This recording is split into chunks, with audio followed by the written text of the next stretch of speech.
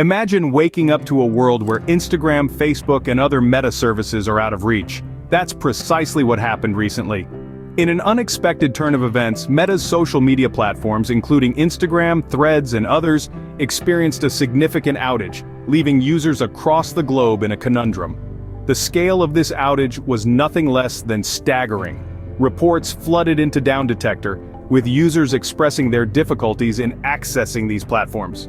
Instagram, the photo-sharing giant, and Threads, Meta's response to Twitter, were among the hardest hit, causing a ripple of frustration and confusion across their vast user base. But it wasn't just the inability to share pictures or send messages that caused the uproar. The outage had a broader impact, affecting businesses that rely on these platforms for marketing, communication, and sales. Not to mention the millions of people for whom these platforms are a primary source of news, entertainment, and social connection. For a world heavily reliant on these platforms, it was indeed a digital apocalypse. The outage was not just a glitch in the matrix, it sent ripples across the digital landscape.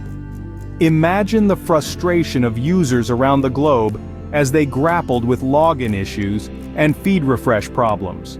Reports of disruptions surged, peaking at 500,000 for Facebook and 70,000 for Instagram. The extent of the fallout was significant, but for some in the tech community, there was an element of irony that was too delicious to ignore.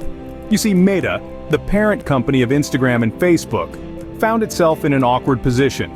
With its platforms down, it had to resort to announcing the outage on a platform owned by none other than Elon Musk, a known rival. The irony was not lost on Musk, who seized the opportunity to gloat and meme at Meta's expense. The online community watched as this digital drama unfolded, with Musk's jibes adding a layer of entertainment to the otherwise frustrating situation.